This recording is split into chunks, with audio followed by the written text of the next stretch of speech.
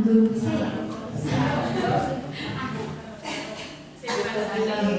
Tar diputar-putar, tar diputar-putar, tar diputar-putar, sambil duduk tangan diputar, goyang kaki digoyang, goyang kaki digoyang, goyang kaki kanan sambil duduk kaki digoyang.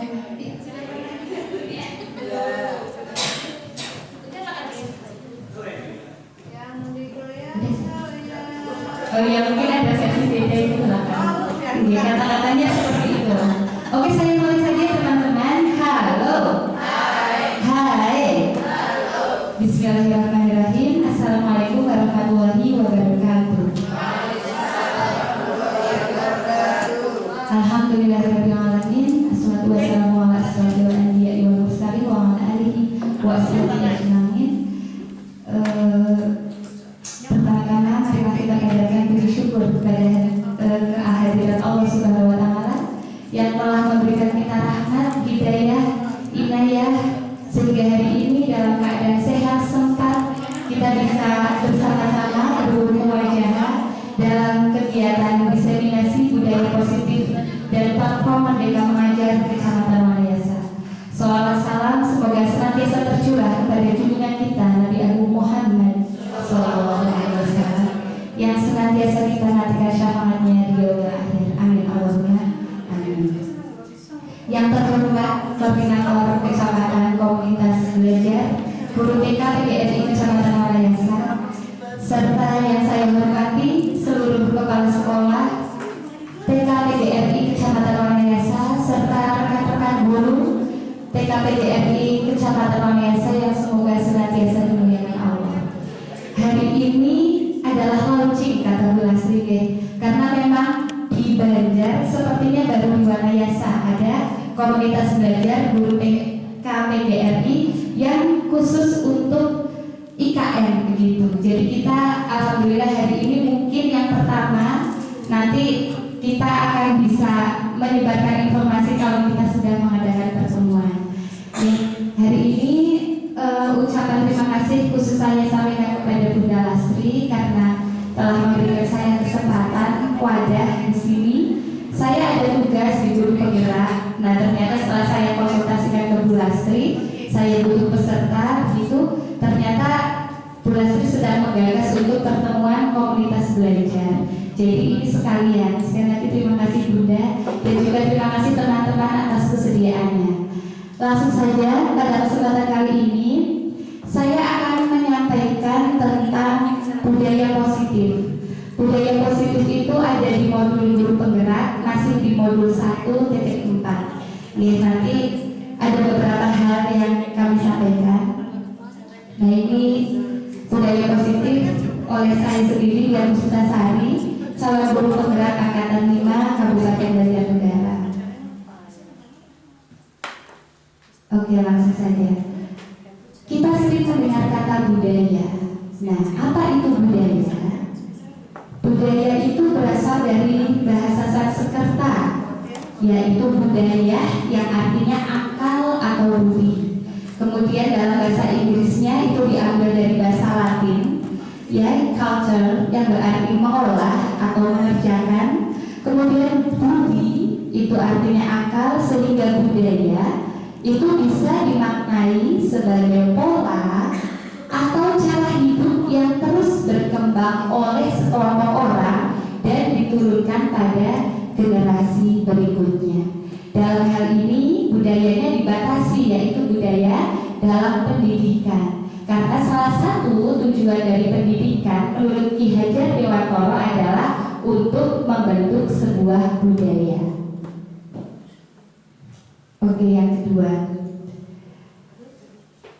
tadi ada kalimat budaya positif. Nah, budaya itu berkembang lagi menjadi budaya positif. Budaya positif adalah nilai-nilai, keyakinan-keyakinan, dan kebiasaan-kebiasaan yang berpihak kepada murid, sehingga murid dapat berkembang menjadi pribadi yang kritis, penuh hormat dan tanggung jawab.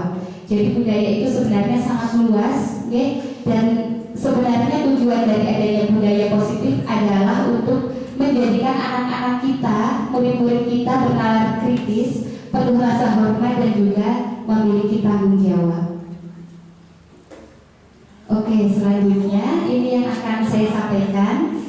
Perubahan paradigma stimulus respon itu lawan teori kontrol, nanti akan membahas tentang ini. Kemudian ada keyakinan kelas, hukuman dan penghargaan, posisi kontrol, kemudian arti disiplin, serta 3 motivasi perilaku manusia, 5 kebutuhan dasar manusia, dan yang terakhir nanti tentang segitiga restitusi. Sebenarnya banyak istilah baru deh yang saya dengar di sini. Jadi di modul-modul itu kami dari guru penggerak itu harus belajar terbiasa dengan istilah-istilah baru. Nah, yang pertama adalah tentang perubahan paradigma. Ini menurut Dr. William Glasser dalam kontrol teori. Di sana ada beberapa teori, yaitu yang pertama bahwa ada ilusi guru mengontrol murid. Yang namanya ilusi itu kan bayangan ya. Jadi di teori ini dimunculkan bahwa guru bisa mengontrol murid. Yang kedua, ilusi bahwa penguatan positif itu efektif dan bermanfaat. Penguatan positif, efektif dan bermanfaat. Kemudian yang ketiga, ilusi bahwa kritik membuat murid merasa bersalah itu dapat menguatkan karakter. Iya apa tidak ya? Nah, nanti kita bahas. Kemudian ilusi bahwa orang dewasa memiliki hak untuk memaksa. Nah, di sini orang dewasanya adalah guru, memaksanya adalah murid. Nah, jadi apakah memang benar ini? Kita lihat. Nah, yang di sini ilusi guru mengontrol murid. Pada dasarnya guru itu tidak bisa mengontrol murid. Sebenarnya kita itu tidak sedang mengontrol murid, tapi hanyalah tampak atau kelihatan sedang mengontrol murid. Dan murid ketika dikontrol kok mau, sebenarnya mereka itu mengizinkan diri mereka sendiri untuk dikontrol oleh orang lain. Begitu juga kita. Misalnya saya sebagai guru di sini, Bu Lasri sebagai kepala sekolah, Bu Lasri memberikan kontrol kepada saya. Kalau saya sendiri tidak membiarkan diri saya dikontrol, maka akan terjadi perdebatan. Jadi di sini antara dua pihak, yang satu mau dikontrol, yang satu mengontrol, maka itulah terjadi ilusi guru mengontrol murid. Semua perilaku itu memiliki tujuan, bahkan tujuan yang tidak disukai. Ini masih di teori. Nah, ini ilusi bahwa semua penguatan efektif itu bermanfaat. Penguatan positif atau bujukan itu salah satu bentuk kontrol. Usaha untuk mempengaruhi murid agar mengulang sebuah perilaku.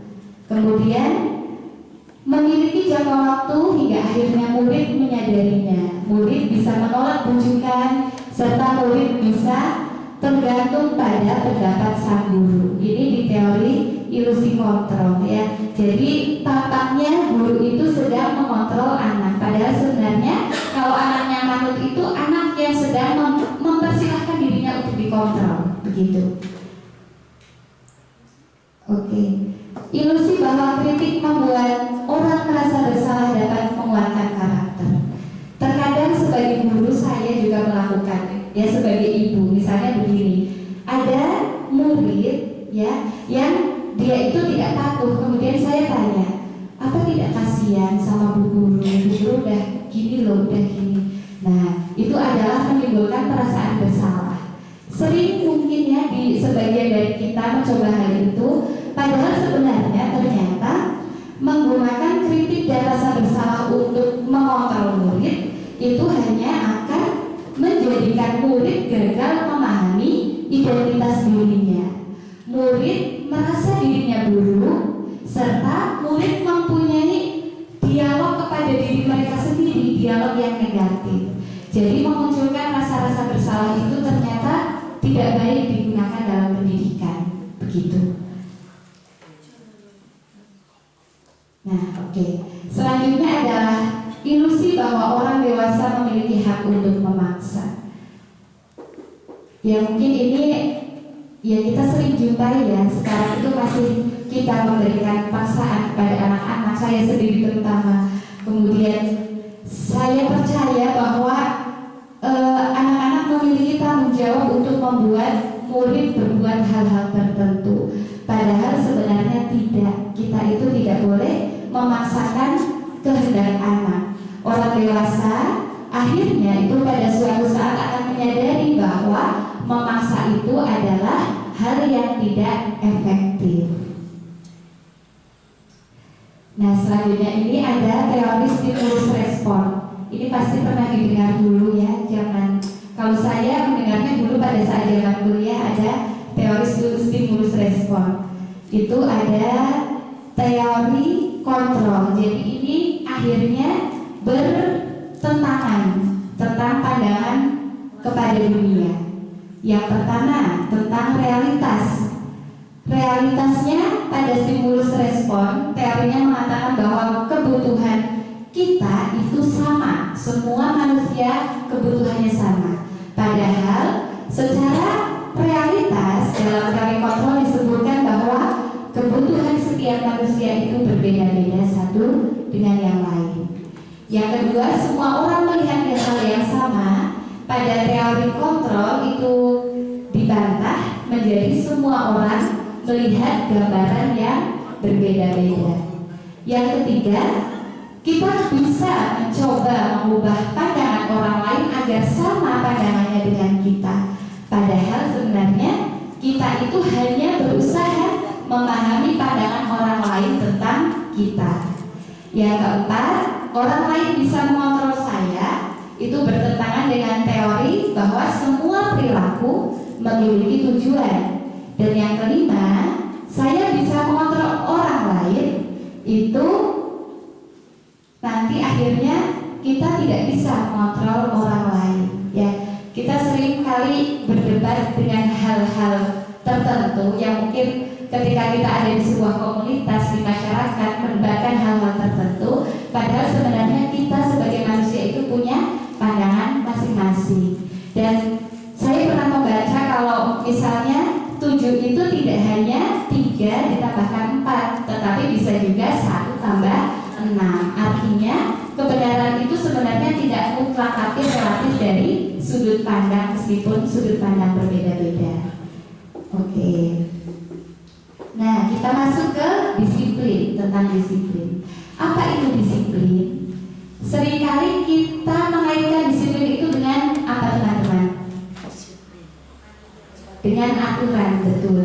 Aturan itu katanya adalah disiplin. Padahal setelah saya mempelajari modul ternyata itu tidak. Jadi tidak selalu berkaitan dengan aturan. Disiplin itu berasal dari bahasa Latin disiplina yang artinya adalah belajar. Disiplin itu membuat orang menggali potensinya menuju tujuannya masing-masing. Dan dalam budaya kita sering mengartikan bahwa disiplin itu adalah kepatuhan kepada orang lain. Nah, disiplin juga dikaitkan dengan ketidaknyamanan pada aturan, bukan pada apa yang kita hargai untuk mencapai tujuan. Dan yang terakhir itu disiplin positif tidak harus memakai hukuman. Untuk menciptakan sebuah disiplin yang positif itu tidak harus memakai hukuman. Nah, teman-teman, setelah saya mempelajari modul itu ternyata bahwa disiplin itu artinya belajar. Jadi hasil dari disiplin itu ya kemauan mereka untuk belajar, kemauan anak didik untuk belajar, tidak selalu dikaitkan dengan aturan. Adanya aturan biasanya memaksa kita dengan ketidaknyamanan. Iya apa tidak? Iya. Nah, maka dari itu di sini dibantah bahwa disiplin itu sebenarnya adalah belajar itu sendiri. Kita masuk ke 3 motivasi perilaku manusia. Saya perlu cepat nggak, teman-teman? Nah, yang pertama untuk menghindari ketidaknyamanan atau hukuman. Ini ada 3 tipe motivasi perilaku manusia. Yang pertama untuk menghindari ketidaknyamanan atau hukuman. Yang kedua, untuk mendapat imbalan atau penghargaan. Sering yang ketiga adalah untuk menjadi orang yang mereka inginkan, menghargai diri sendiri dengan nilai-nilai yang mereka percaya. Nah, ini ada 3 tipe. Ya, banyak orang yang melakukan sesuatu hanya untuk tidak dihukum misalnya, hanya untuk mematuhi aturan. Ada juga yang hanya untuk mendapatkan imbalan atau penghargaan, tetapi juga ada orang-orang yang mampu menghargai diri mereka sendiri, melakukan sesuai dengan tujuannya masing-masing. Misalnya saya sendiri, saya ikut di guru penggerak. Sebenarnya motivasi awal saya itu ya masih sangat sedikit, karena memang didorong dari ibu kepala untuk ikut. Nah, ternyata setelah saya lolos, ternyata saya suka dengan kegiatan-kegiatan di dalamnya. Jadi motivasi itu pun bisa berubah dari motivasi pertama mungkin menjadi motivasi yang ketiga. Ya, intinya setiap orang melakukan sesuatu dengan motivasinya masing-masing. Begitu juga murid-murid kita, mungkin ada yang berangkat gasik, mereka hanya tidak ingin dihukum, atau berangkat gasik ingin mendapatkan jempol dari guru misalnya, atau mereka sendiri memang merasa butuh untuk berangkat tepat waktu, begitu. Nah, kita masuk ke keyakinan kelas. Nah, teman-teman, ternyata saya mempelajari modul itu juga menemukan hal baru. Kita sering mengatakan tentang kesepakatan kelas, tentang peraturan kelas, dan itu ternyata sekarang istilahnya adalah keyakinan kelas. Nah, mengapa keyakinan kelas bukan peraturan kelas istilahnya? Mengapa adanya keyakinan kelas penting untuk terbentuknya sebuah budaya positif? Oke, teman-teman bisa berpendapat, mengapa peraturan diganti dengan keyakinan kelas? Kenapa kira-kira? Kenapa kata peraturan diganti dengan keyakinan?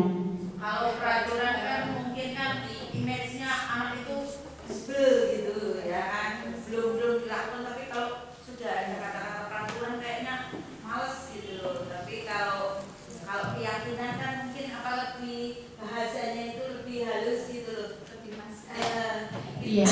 mungkin. Oke, terima kasih Bu Sri Hartuti. Ya, tepuk tangan untuk Bu Sri Hartuti. Belum mempelajari modul juga sudah tahu ya Bu.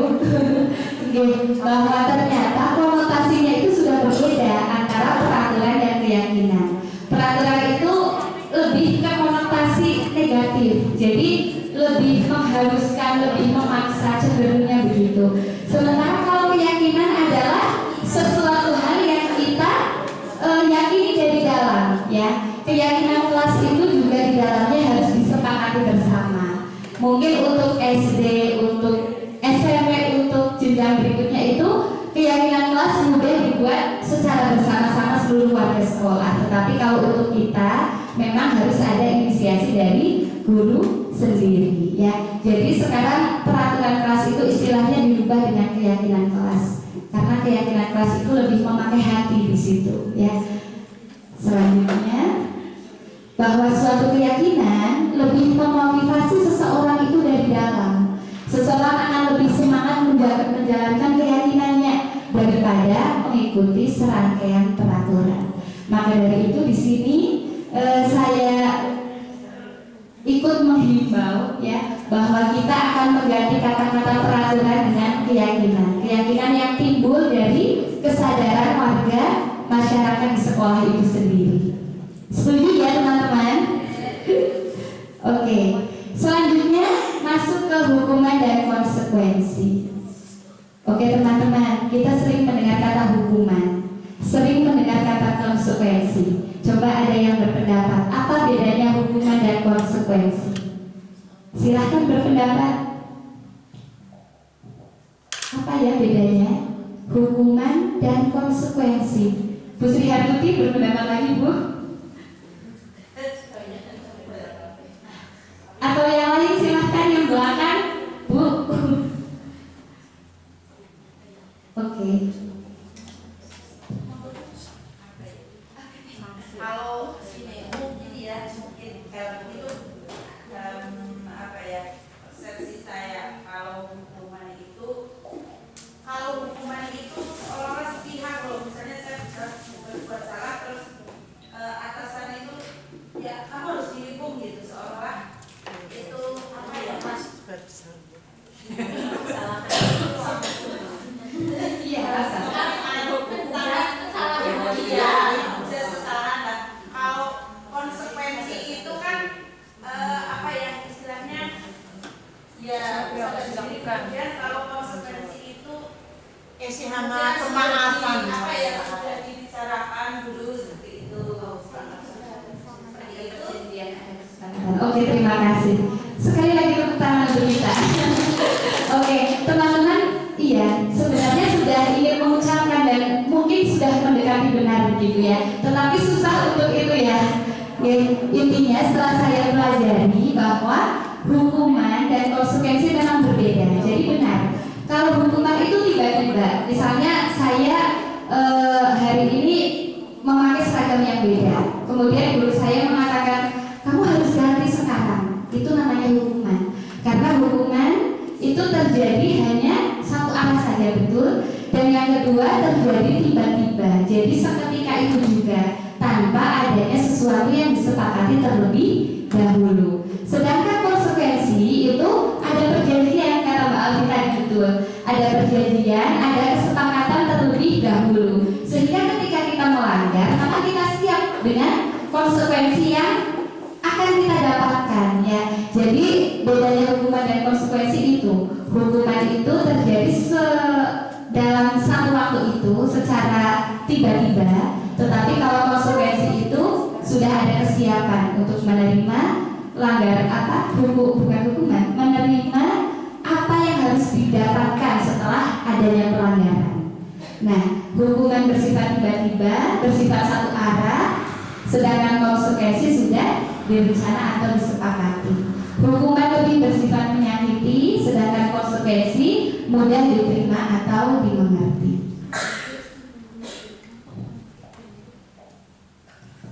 Penghargaan sekarang. Oke teman-teman, kita sering ya ada istilah reward and punishment atau reward itu hadiah. Sering sekali kita di dunia TK itu mendengar kalimat kata-kata itu. Nah, penghargaan kemarin juga saya pelajari modulnya bahwa menurut Alfikon penghargaan dan hukuman itu sama-sama menghancurkan potensi murid. Tindakan belajar itu sendiri adalah penghargaan yang sebenarnya. Nah, penghargaan berlaku dalam jangka waktu yang pendek, bisa menghilangkan motivasi diri. Bila terbiasa itu bisa menjadi sebuah ketergantungan. Kita juga tidak menyadari bahwa tujuan sebenarnya dari tindakan baik yang kita lakukan. Penghargaan bersifat tidak efektif, mampu merusak hubungan karena menciptakan persaingan dan juga mengurangi ketepatan. Ya, kemarin ini dibahas dan saya juga tanyakan kepada komunitas saya di guru penggerak. Lalu bagaimana dengan TK yang anak-anaknya itu mereka suka dimotivasi dengan jempol, dengan tepuk tangan, dengan kita senyuman. Nah, ternyata penghargaan ini baik diberikan itu pada saat akhir saja. Jadi anak-anak itu tidak tahu sebenarnya mereka akan mendapatkan penghargaan begitu. Tidak kita ini ayo semangat nulis, kalau kamu nulis nanti guru akan kasih kamu bintang misalnya. Nah, itu hanya akan mengurangi ketepatan karena tujuannya itu bukan mereka belajar menulisnya, tetapi tujuannya adalah bintang. Nah, jadi kemarin sudah dibahas bahwa penghargaan baiknya diberikan ketika akhir tanpa kita beritahu dulu kepada anak-anak kita bahwa mereka akan mendapatkan penghargaan. Nah, ini ada 5 kebutuhan dasar manusia. Ternyata teman-teman, kita sebagai manusia memiliki 5 kebutuhan dasar yang bila 5 kebutuhan dasar ini kita terpenuhi semua, kita tidak akan menjadi orang yang mudah mengeluh, tidak akan menjadi orang yang rewel. Begitu juga dengan anak-anak. Apa saja itu? Yang pertama, kebutuhan bertahan hidup berkaitan dengan kesehatan. Yang kedua, cinta dan kasih sayang dari lingkungan sekitar. Yang ketiga adalah penguasaan, yaitu kebutuhan pengakuan atas kemampuan. Yang keempat, kebebasan, kebutuhan untuk memilih. Dan yang kelima, kesenangan, kebutuhan untuk merasa senang. Kemarin sebagai salah satu isi dari modul-modul, kami dihadapkan pada banyak sekali cerita-cerita kasus begitu. Dan ternyata teman-teman, ketika anak-anak kita itu misalnya ada yang rewel, ada yang menangis, harus kita lihat pasti di antara 5 kebutuhan ini ada yang sedang tidak terpenuhi. Dan bila 5 kebutuhan ini dipenuhi di lingkungan sekolah untuk anak-anak kita, maka tidak akan ada anak-anak yang rewel. Katanya itu jaminan, ya. Begitu juga dengan diri kita. Bila diri kita memiliki 5 kebutuhan dasar yang dipenuhi, maka kita juga akan menjadi orang yang hidupnya itu positif. Iya, sangat baik. Ini ada 5 kebutuhan dasar. Jadi kemarin harus diingat ketika anak-anak ada yang misalnya bermasalah, pasti 5 kebutuhan dasar ini diantaranya ada yang tidak terpenuhi. Karena itu kita sebagai guru harus sering mengkaji, melihat lebih dalam apa permasalahan yang dialami oleh anak-anak. Nah, ini ada istilah 5 posisi kontrol. Kita sebagai pendidik ternyata itu memiliki 5 posisi kontrol. 5 posisi kontrol dalam pendidikan. Yang pertama adalah penghukum. Mereka adalah pendidik yang suka menghukum. Hukuman itu seperti tadi berlangsung tiba-tiba, tidak terencana dan hanya berdasarkan kesepakatan satu pihak. Semoga kita tidak seperti ini. Yang kedua adalah membuat orang merasa bersalah. Seperti tadi, misalnya mengatakan, kamu gak kasihan apa sama bu guru? Kamu gak kasihan apa sama teman-teman lihat itu menunggu kamu, misalnya begitu. Itu adalah ungkapan-ungkapan untuk menimbulkan rasa bersalah pada diri anak. Nah, yang ketiga adalah kontrol kita guru sebagai teman kepada anak. Ini cukup baik. Jadi kita anggap anak-anak kita adalah teman-teman kita. Kita berusaha memahami, memposisikan diri kita sebagai anak kecil juga. Ya, yang keempat adalah monitor atau pemantau. Misalnya ada anak yang sedang mengerjakan, sesekali saya keliling, sudah seperti apa? Nah, itu pemantau. Kemudian yang kelima adalah manajer.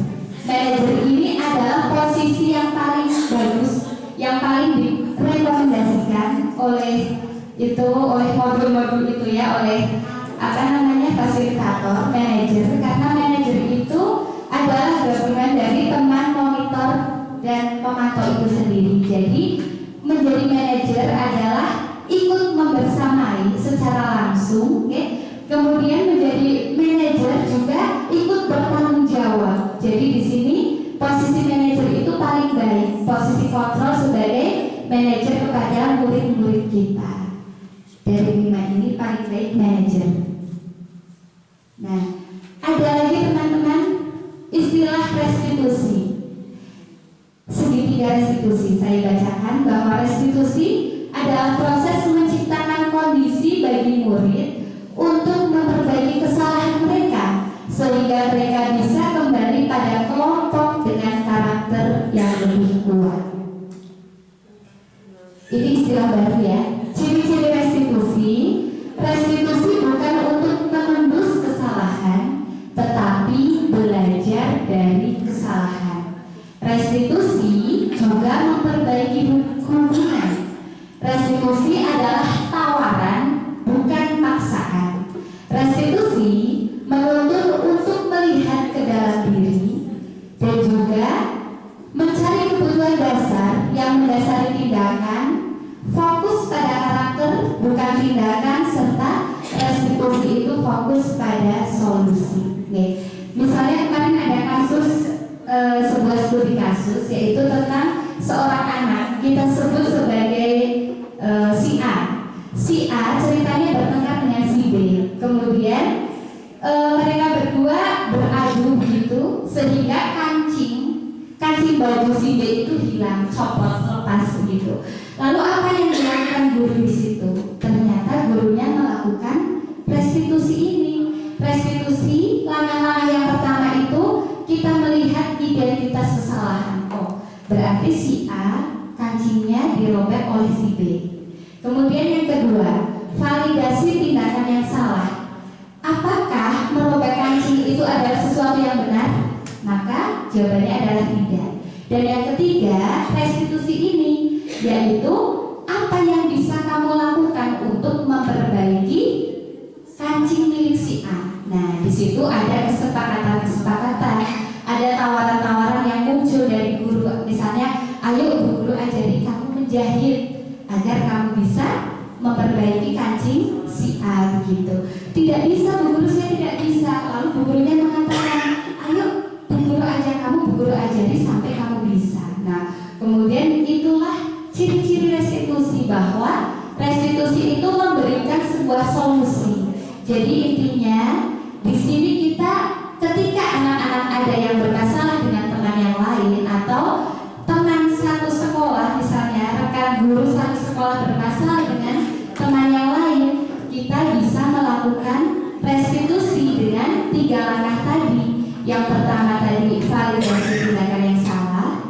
Kemudian tadi yang terakhir menanyakan identitas keyakinan. Kembali lagi kepada kesepakatan kelas. Kesepakatan apa yang telah kita miliki ya? Keyakinan apa yang telah kita miliki? Misalnya keyakinannya tidak menyakiti orang lain. Nah, berarti kita kembalikan lagi ke posisi itu. Itulah yang dimaksud dengan restitusi. Bisa dipahami ya? Restitusi itu kata lainnya apa? Yang lebih ininya. Restitusi itu mungkin lebih ke cara penyelesaian masalah. Jadi beda antara hubungan, antara konsekuensi, penghargaan, dan ada restitusi. Restitusi ini lebih kepada cara kita menyelesaikan masalah, langkah-langkah penyelesaian masalah, solusinya, iya. Jadi fokus pada solusinya itu ada di ciri-ciri restitusi. Jadi ketika kita memberikan jalan keluar bagi murid penyelesaian sebuah masalah, kita hendaknya menggunakan ini, restitusi, agar semuanya itu clear dan mereka kembali kepada penguatan karakter anak sendiri sesuai dengan keyakinan kelas yang sudah sepakati. Ini bisa dipahami ya teman-teman? Oke, sekian dari saya tentang budaya positif. Semoga kita bisa menerapkan budaya positif di sekolah kita, minimal di lembaga kita masing-masing. Oke, sebelum saya tutup teman-teman, mungkin ada pertanyaan tentang tadi, ada penghargaan, restitusi, hukuman, ada teori dan sebagainya. Saya buka untuk 2 penanya, silakan. Atau boleh cukup? Silakan teman-teman, kalau mungkin ada yang ingin ditanyakan. Oke, kalau tidak ada yang ditanyakan berarti sudah paham ya. Alhamdulillah. Oke teman-teman, kenapa Bu? Semoga paham ya teman-teman ya. Semoga apa yang saya sampaikan dari tadi ada yang bisa kita pahami dan nantinya akan kita terapkan bersama, karena tugas saya memang berat Bu di guru penggerak, yaitu harus ikut menggalakkan apa yang ada di modul, mempraktekkan sendiri dan juga menyebarluaskan. Untuk guru-guru penggerak selanjutnya, semoga muncul dari teman-teman semua yang di sini. Jadi nanti di sini kita berbagi pengalaman, di sini kita saling sharing, saling belajar bersama. Mohon doanya ya teman-teman untuk saya dan teman-teman di guru penggerak, semoga bisa nantinya lulus, nantinya mendapatkan ilmu bekal untuk mengajar menjadi lebih baik. Amin. Oh iya, oke. Teman-teman, kata Bu Lasri diminta memberi motivasi. Ya, tentang motivasi tadi sebenarnya pada awal saya itu ada di posisi pertama, menghindari hukuman. Menghindari hukuman dari bunda saya. Jadi begini, maksudnya Bu Lasri adalah orang yang selalu suka perubahan, selalu mendorong murid-murid bukan, selalu mendorong anak-anaknya untuk bisa, untuk ikut bergerak. Nah, sementara saya itu orangnya statis ya. Saya orangnya itu kalau nggak didorong-dorong ya tetap anteng begitu. Jadi akhirnya bunda memantau, udah daftar belum, udah ini belum, sampai saya dan Pak Adit itu ditunggui untuk ikut seleksinya. Ditunggui di sini itu sampai jam 2:30 ya Bu, apa jam 3.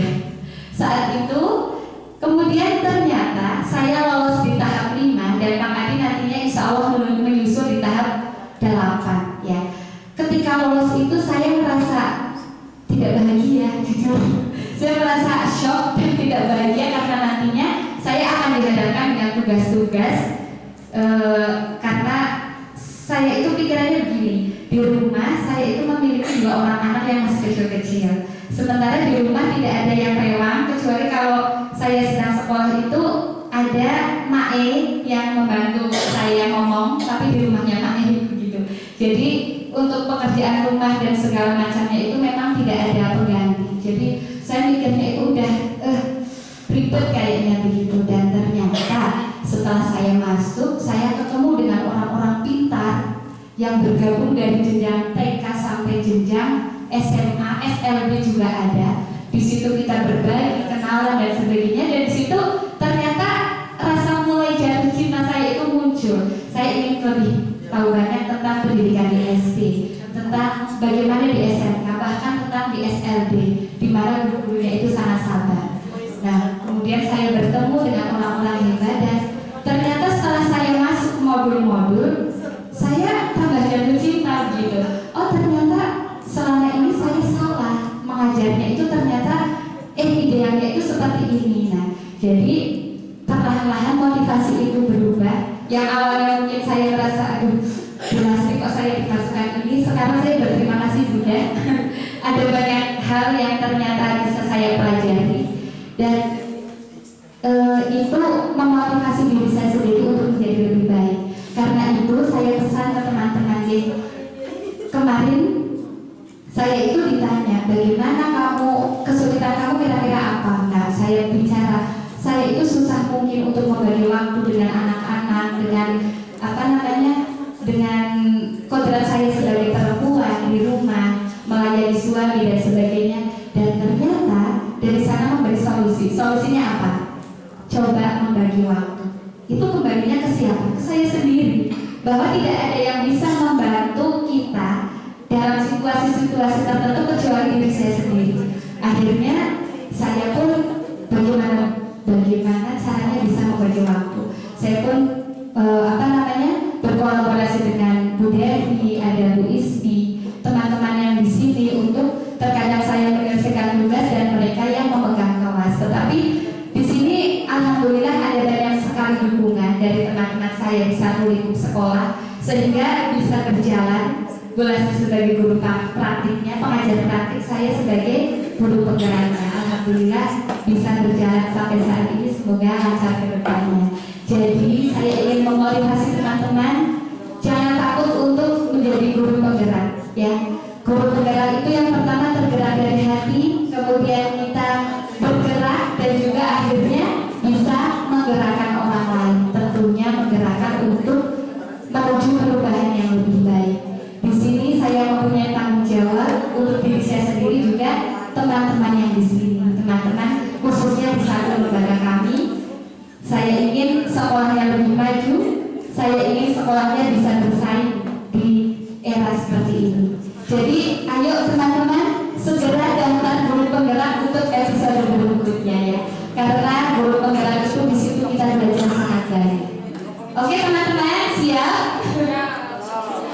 Iya, nanti pasti akan didorong oleh Bu Lasti ini, akan mendorong teman-teman semua itu guru penggerak. Sekian dari saya, semoga apa yang saya sampaikan dapat bermanfaat.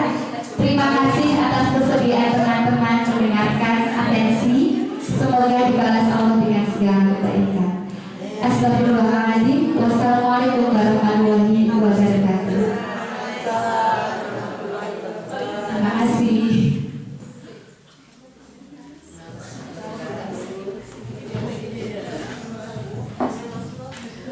Acara yang berikutnya.